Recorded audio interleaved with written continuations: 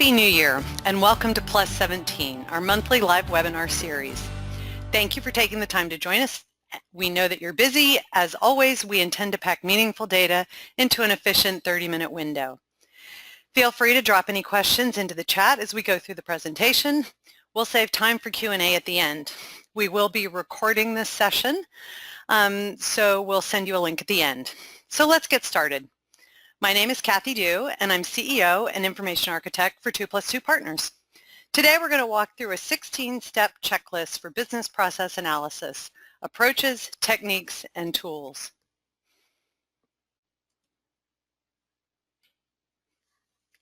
In today's competitive environment, companies must continuously improve the way they do business to remain relevant and competitive.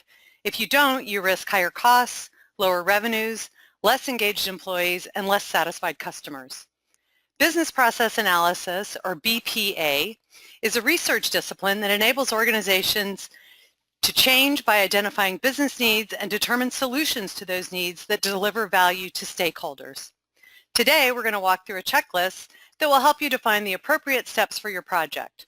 We're keeping our presentation at an overview level so that you can see the full scope of possibilities. Many items in the checklist refer to specific analysis tools and templates that can help you ensure a good process and result.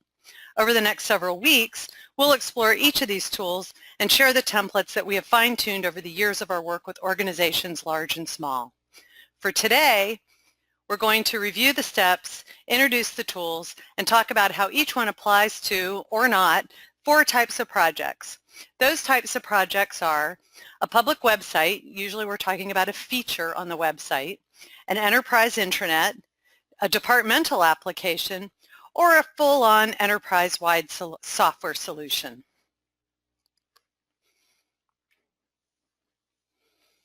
It sounds obvious, but the very first step is to make sure you have a target of the analysis. Specifically, you need to have a defined process that needs analyzing. Often someone has already identified a problem that needs improvement, and this is the inspiration for your project. Rather than going directly to brainstorming solutions, stop and take a look first. Make sure you understand the problem. Business process analysis is a structured methodology to review and validate the process, to determine where the problem is, and there might be more than one. On a website, you may be losing too many people somewhere in your purchase path. Or it may be that not many people are signing up for your newsletter or downloading a case study. Business process analysis can help identify the problem area. For intranets, the #1 complaint that we hear over and over again is that employees can't find what they're looking for. This is a vague problem that will benefit from a rigorous analysis process. You must understand what and why, how often, and exactly who is looking for information to get to the right solution. Intranets offer organizations the platform to automate workflow, request forms, and track document routing. But these are just tools. Effectively integrating online capabilities requires understanding the entire process. Departmental applications. Within an organization, there are lots of specific, focused business processes designed to get work done. These processes typically evolve over time and are largely defined by the actual people going through the steps. The effectiveness and efficiency of those processes are highly dependent on the skills of the participants. In many cases, the processes cross departmental boundaries. Communications across departments, as well as an overall understanding of the impact of the process, may be limited company-wide. For example, the process to design and launch a new product, or manage access to a company's international bank accounts, or process permits which are required to do business with your entity. These are complicated and multifaceted problems and processes. There are various steps, people, and data involved in the associated life cycle. This is where the heavy lifting of business process analysis comes into play. Like departmental applications, only larger, enterprise software projects can only succeed if there is meaningful integration of the full suite of business process analysis tools. We've worked with UC Berkeley on several campus-wide projects as business analysts. From initial interviews through RFP development, vendor selection, and even implementation, 2Plus2 was part of the project team for identifying and replacing work order management, housing assignments, and conference services. We've seen directly what an important role these tools and practices can have on a project.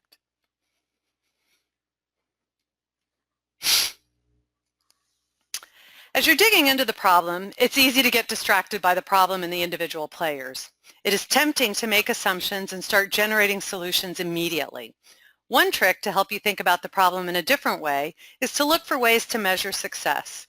This forces you to think about the problem and what success will look like. Usually there's a meaningful metric buried in the problem definition. For internets, it might be the number of downloads or the time to complete an action or customer satisfaction. As mentioned before, there are many opportunities to make an intranet shine. Some metrics include time spent on the intranet portal, more is more and better, the number of calls or emails requesting information, and employee satisfaction. For departmental applications, some of the metrics might be turnaround time to complete a cycle, or the time spent on routine tasks, or the data accuracy or number of errors. These are all metrics that you can use to measure the success of your project at the end. Similarly, enterprise software solutions have very specific metrics that can be measured.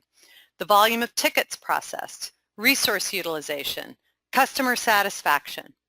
There's almost always a measurable metric that keeps the project focused on solving the right problem.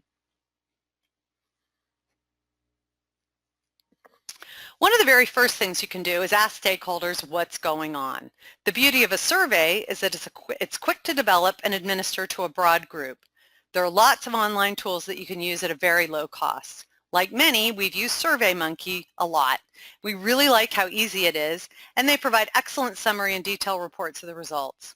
Online surveys allow you to get input from a potentially very large group. Here are a few tips on creating a good survey. First, you'll want to limit your survey to no more than 10 questions. It needs to be brief, focused, and easy to complete in a short amount of time, say 10 to 15 minutes max, in order to ensure a good response. Next, because surveys are geared to gather input from lots of respondents, make as many of the questions as possible, if not all of them, objective with yes/no answers, multiple choice, or simple numeric entry. This will make it easy to analyze the results. The corollary is limit free text answers to 1 or 2 important questions, as these must be manually reviewed. For an internet feature, administering a survey can be a little tricky, as you don't want to irritate your public audience. Depending on your visitor volume, maybe ask every 10th or every 100th person to participate. The value is in gathering feedback across a broad and large enough group to identify patterns. The risk is that you irritate your audience. You can offer a reward to complete the survey, maybe a discount, a Starbucks gift card. It doesn't have to be much, but it can really engage your audience and make them eager to complete your survey. For an intranet, an online survey can be a great tool and easily distributed across the organization. In our experience, internal surveys where you ask employees how the intranet can be better typically get very high response rates. You have an engaged audience that is invested in the project. Star, star, star. This is an excellent tool for intranets. With departmental applications, unless there's a large group of users, you may not need a survey. You might just go directly to interviews, which we'll talk about in a few minutes. For enterprise software, there's usually a large group of users. Some may even be external. Surveys can be a great way to capture input across the various constituents and stakeholders.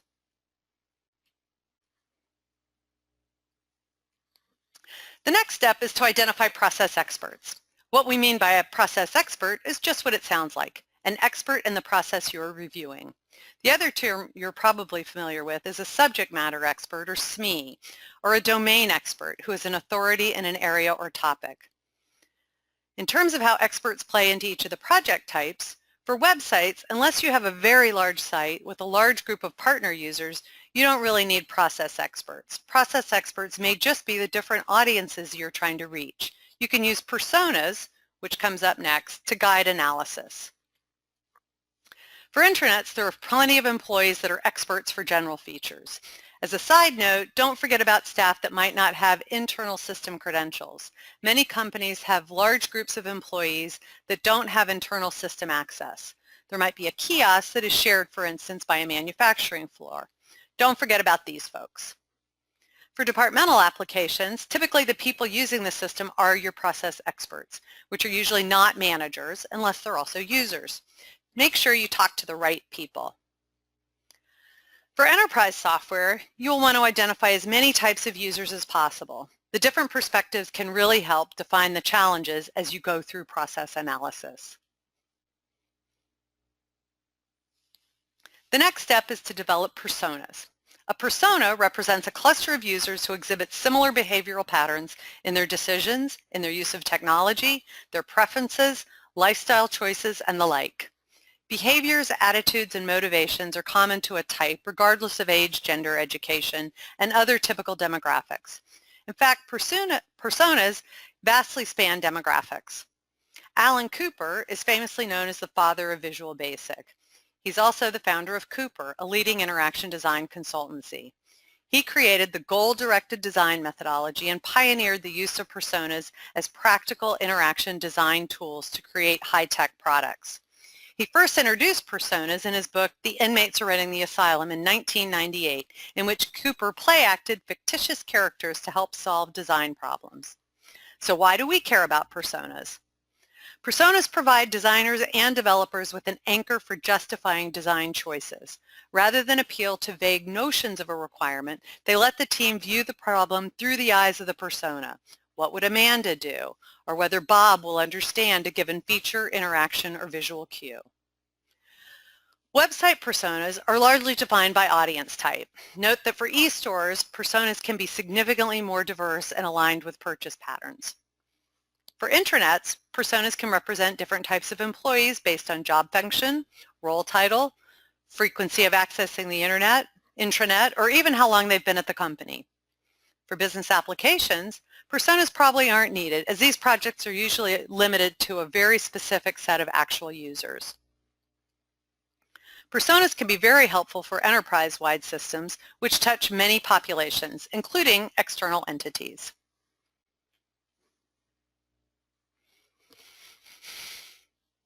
We have some general survey information, and we've identified experts. Now it's time to talk to them.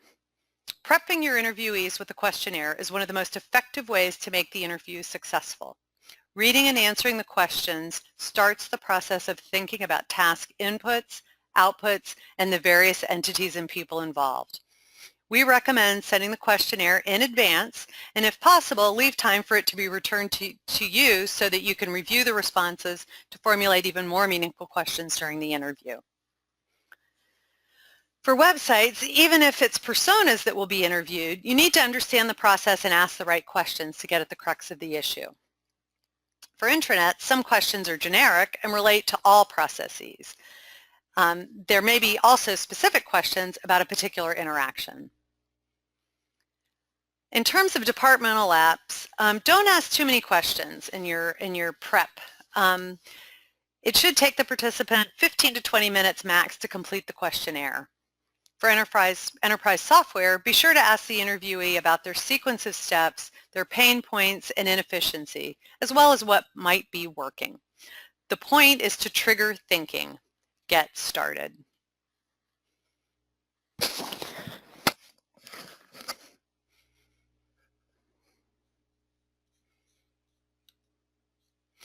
The interview is your opportunity to gather critical information and really understand the process and thereby highlight any challenges, any inefficiencies, and what may not need changing. The questions sent in advance are to spur thinking and break the ice. It is not unusual for the interview discussion to go in a completely different way. Here are some tips for good interviews.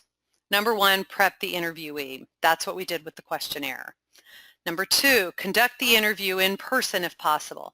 If not, then try to include video so that you can establish a more connected setting for the discussion. If you can do it in person, the next tip is to go to the interviewee's workplace if possible. Not a conference room. Try to be at their desk. Number four, listen, listen, listen. The questions are just a cue to get the interviewee talking about their process. Don't be so focused on answering your questions that you miss important points from the interviewee. Finally, tape record the session so that you can be fully present. You can take notes later. For websites, the interviewee may be the project team acting in the role of each persona. Interviews for intranets, you'll want to confirm broad findings from the survey and ask specific questions for each subgroup. That might be, again, a department or management or executives. For departmental apps, it's even more important to observe the nuances of their workspace. You can learn a lot from the piles of paper, the sticky notes, and other support materials and actions that the process owner conducts. For enterprise software projects, be sure to ask about all the resources required to do the job. Where are the sticking points? What works well?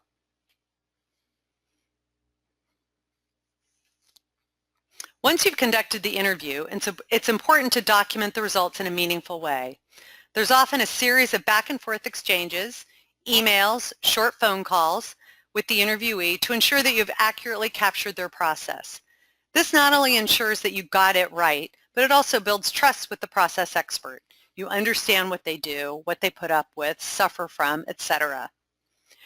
Regardless of the project type, writing down and summarizing the interviews is critical to establish credibility, communicating information, and continuing to keep the entire team aligned with the goals of the project. Common problems will be highlighted by multiple groups. Specific needs will come up by department or persona.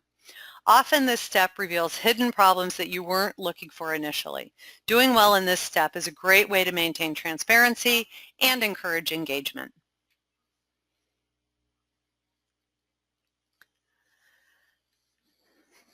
There are two techniques that we found useful in documenting processes. The first is process flow diagrams, also known as swim lane diagrams or flow charts. The second documentation type is a more narrative description of the input, process, and output, known as IPO grids. We're going to focus on process flow diagrams today. Process flow diagrams depict the life cycle of processes in a visual format. Participating departments, people, and systems are depicted as swim lanes or rows in the process diagram. Inputs and outputs are documented. There's usually a visual distinction between manual steps and automated processes. One of the most powerful aspects of the business process mapping tool is the magic that happens when all of the participants come together to review the diagram. We found that the most effective way to conduct this type of review is to print out a large-scale image, roll it out on the top of the conference table, and invite all stakeholders to attend. This technique allows everyone to access the entire process. The team can then review, update, and ultimately approve the process flows. Depending on the project, you often do both an as-is flow diagram, which describes the current process. This can be followed by a to-be, which outlines the proposed, desired, or future process. A few points to keep in mind. Even if the process is not complex, seeing it laid out on paper often communicates the interaction in a way that is hard to grasp from a narrative description. Second, flow diagrams can capture the many external systems that employees rely on every day. Third, you want to be sure to have a swim lane for each significant user type or persona, as well as other systems. 4, make sure that you document the entire process, manual and automated. Capture inputs and outputs. Think about each step from a data and a process perspective. These actually might result in 2 different diagrams. The number and complexity of process flow diagrams depends on the project. In our sample project types, we've intentionally gone from simple to complex.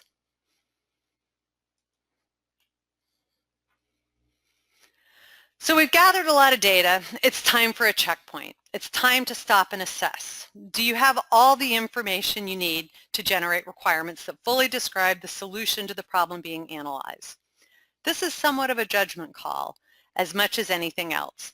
You may want to schedule more interviews with the same or different people. You may even want to conduct a survey to validate something that you heard. You can actually do this at any time, well, as long as you don't fall into analysis paralysis trap.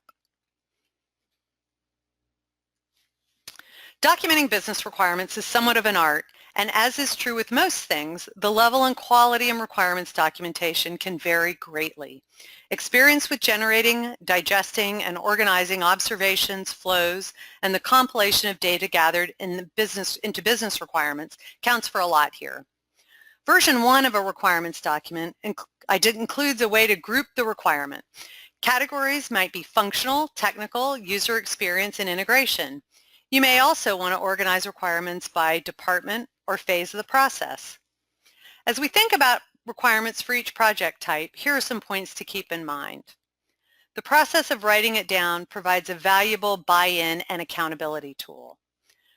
Don't pare down much yet. It's okay if it's a big list of requirements. The initial focus is on functional requirements, but but other requirements will come up: integration, performance, usability, etc. Categories can help organize what will likely be a very long list. There are often requirements hidden in existing sources. Be sure to mine these areas for things that might not have come up yet. Note that it's totally okay to move this step earlier in the checklist, just not too early, as you want to remain open to letting the business users define the problem. Some common sources of hidden requirements include emails to the webmaster, FAQs, support tickets. Users of focused applications typically have a wish list. Go ahead and add these in. Try not to constrain the input too much yet. Help desk logs, features slated for a future release, and even competitor solutions can also be sources for more requirements. There are almost no isolated systems. The next step is to look up and down the system food chain. If you haven't yet, ask users of both upstream and downstream systems about their process as it relates to the process you are analyzing. Most intranets have a lot of touch points with systems. It may be HR for payroll or benefits. It could be finance or sales. Be sure to track integration requirements. For larger projects, departmental apps and enterprise software, interaction with peripheral systems may be both critical and complex to design and implement. Don't miss this pile of requirements. Now you're ready to finalize requirements. For each requirement, you'll want to add a priority, a time frame, and perhaps a scope of effort. These columns can help organize the requirements. You want to compile, consolidate, and prioritize all of your requirements. For website features, this can be as easy as high, medium, and low for priority and effort. For intranets, organizing and prioritizing is critical. Start thinking in continuous release mode, especially with intranets, which are growing ecosystems and always evolving. For departmental apps and enterprise software, you'll want to identify have-to-haves versus nice-to-haves, as well as relative effort in order to plan out versions of the application. We're at another checkpoint, and I'm not going to spend a lot of time here, but for departmental applications and possibly enterprise software, there may be a decision to make regarding the system implementation. There are likely off-the-shelf solutions that should be considered. For highly specialized problem areas, you may be looking at a development project.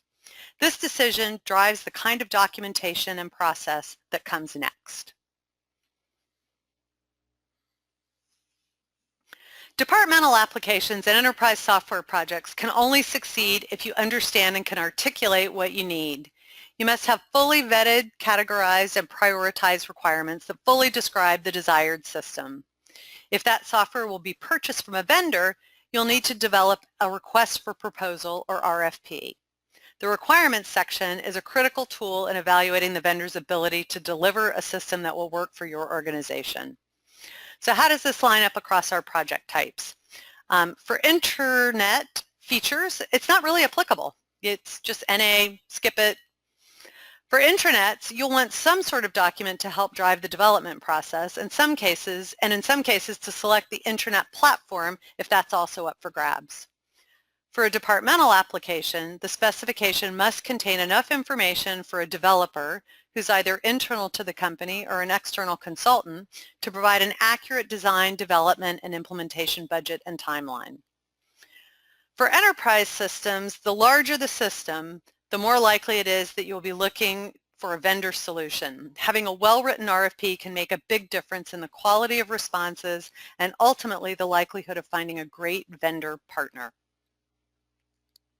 So we've come to the end of our checklist for business process analysis, but it's also the beginning of implementing your solution. And as you might have guessed, that's a whole nother checklist.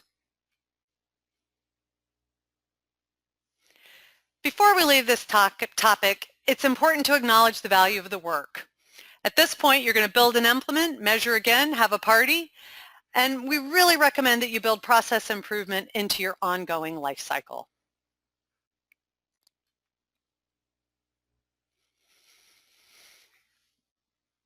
At this point, I'm going to stop. Seems we've kind of run out of time for questions, so I will offer up to the group. Please feel free to contact us for a free consultation. That's my email there. You can also go to our website and fill out an online form. I want to thank you for your time today. I hope you have a better understanding of how business process analysis can impact your project in a meaningful way, and also into some of the tools and techniques that are used. We hope you'll join us next month. We'll be back to the first Tuesday of the month, which is Tuesday, February 7th, 10 a.m. Pacific Time and 1 p.m. Eastern Time, when we'll be looking at SharePoint and Office 365. Specifically, we're going to look at the flavors of team sites available, and we'll spend some time on branding as it relates to the modern UI versus the classic UI. It's a big, intriguing, exciting topic going on right now that we're in process with 3 different clients on. So we hope that you'll join us for that very engaging discussion. Thank you very much.